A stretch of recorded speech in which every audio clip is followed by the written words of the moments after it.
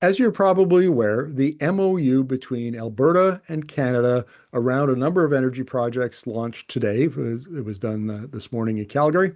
And I'm going to be talking about a number of those projects because it's too big to deal with in one story or one video.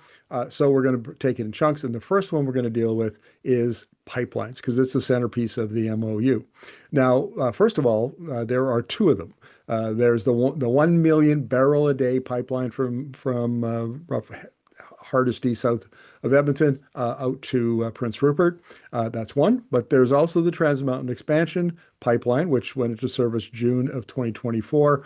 It has 590,000 barrels a day of capacity and can be apparently expanded to 300,000 to 400,000 or by 300,000 and 400,000 barrels a day. That was included in the MOU. Now, why is that important? Is because it signals where the federal government thinks oil demand in Asia is going to go. If you're thinking that you might ship up 1.4 million barrels a day more oil, then you have to believe that the prospects for oil demand in Asia between now and 2050 are pretty rosy. So let's listen to, I've got a little clip from the press conference this morning. Danielle Smith and Mark Carney. Mark Carney explains the government's position. Look, it's a great day for Alberta. It's a great day for Canada. And, at the heart of what is a multifaceted agreement, we have more work to do going forward, but a multifaceted agreement.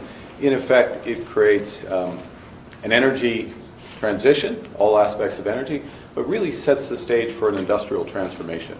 At the core of the agreement, of course, is a priority to have a pipeline to Asia. That's going to make Canada stronger, more independent, more resilient, more sustainable, because the way we're going to do that is in combination with the Pathways project, which will be the largest carbon capture project in the world. It'll mean that Alberta barrels of bitumen are amongst the lowest energy intensive in the world, therefore competitive not just for tomorrow, but for decades. Okay, now this is interesting. I don't know if you caught this, but right at the very end, Carney said, he was talking about Alberta barrels of bitumen, will be competitive not just for tomorrow, but for decades. Now, that's a claim that obviously underlies the government's commitment to the two pipelines, and it can be tested. And we have, in fact, tested it here at Energi Media, but I'm going to sum it up very quickly by saying that there are three oil demand cases in modeling scenarios. The first one is the very bullish one, OPEC, ExxonMobil, those kind of modelers. And they see demand rising from about 103, 104 million barrels a day today out to 120 by 2050. So that's 17 million barrels a day of new demand is very, very bullish. And it's very clear that Mark Carney and his energy minister, Tim Hodgson, both have signed on to that. They agree with that. It's also very clear that Alberta Premier Danielle Smith, her energy minister, Brian Jean, and the entire oil and gas industry in Alberta also believes that that is going to be the future of oil demand globally. Then there's the middle case. And this is generally if you think of the International Energy Agency's STEPS scenario, and that would be the middle case. And basically what it shows is that the status quo kind of burbles along for the next 25 years. Oil demand drops a little bit, but not that significantly. And it really is a steady as she goes kind of case. Then comes the bearish case. And the IEA's APS scenario is the best example of that, and it shows oil demand dropping from 103 million barrels a day to 55, so to 55% of what it is today, and that clearly would be a disaster for Alberta. There wouldn't be enough demand, or if prices would be low. It would be very difficult for Alberta to compete against, the Saudis, the Iraqis, who are both very strong in Asia, particularly China, particularly in India. So we have done the work, and I'll put the link to the to the Substack essay in the video description so you can read it for yourself. But we've done the work. We've examined the assumptions behind the three models, and then we've compared them to the evidence on the ground, the data on the ground, and the trends that you're seeing. Like the electrification of transportation in China, and now increasingly in Southeast Asia, and starting to ramp up in India. All of those argue for the APS scenario to be the most likely. And I've had this reviewed by a couple of energy economists and modelers, people like Dr. Chris Bataille, who say, yes, this is, we've kind of nailed it in our analysis.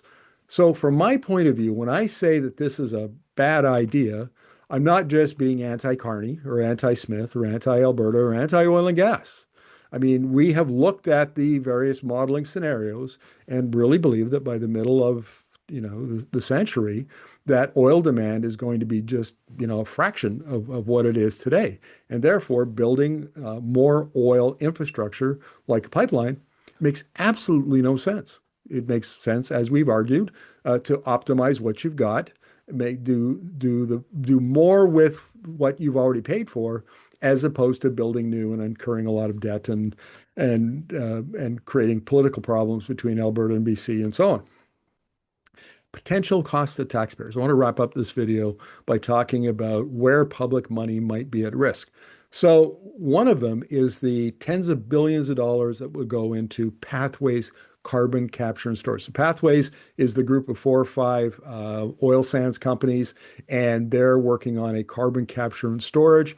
Now, here's the thing you need to know. This is going to cost a bare minimum of $50 billion. And that was at current production levels of about 3.2 million barrels a day. If you add another 1 or 1.5, now we're talking probably, I don't know, maybe 60, $70 billion. And of course, there's always cost overruns. It's highly likely that, so we're talking about big numbers. And the government would pay a very large portion of that through investment tax credits. That's the federal government. If you live in Alberta, the Alberta government is also providing a 12% investment tax credit, which right now at current levels are about $2 billion. And the federal government is in for 8. And this is just the beginning, folks. As when Carney says this is going to be decarbonized, the lowest emissions intensity heavy crude in the world, what he means is the government is going to have to pour in tens of billions of dollars to subsidize that, because the companies won't do it on their own. They just won't. So that's the number one, but that's hardly all. Here's another thing. In Alberta, they have one of the poorest liability management systems in any oil and gas jurisdiction in the world. And what that means is eventually all oil wells, bitumen mines or bitumen SAGD production, eventually it all, it comes to the end of its useful life, and it needs to be decommissioned and then reclaimed. And what you would normally do, and under the feds, interestingly enough, the federal government requires some kind of a deposit, some kind of security at the beginning, like a bond or an insurance policy, or even cash. The Alberta government doesn't require any of that, and hasn't since 1938 when it put together its first regulator.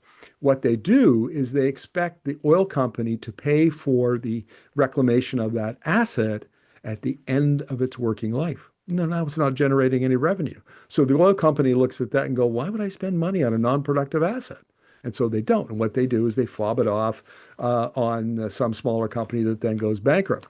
The industry has a almost 100-year history of evading its environmental liabilities.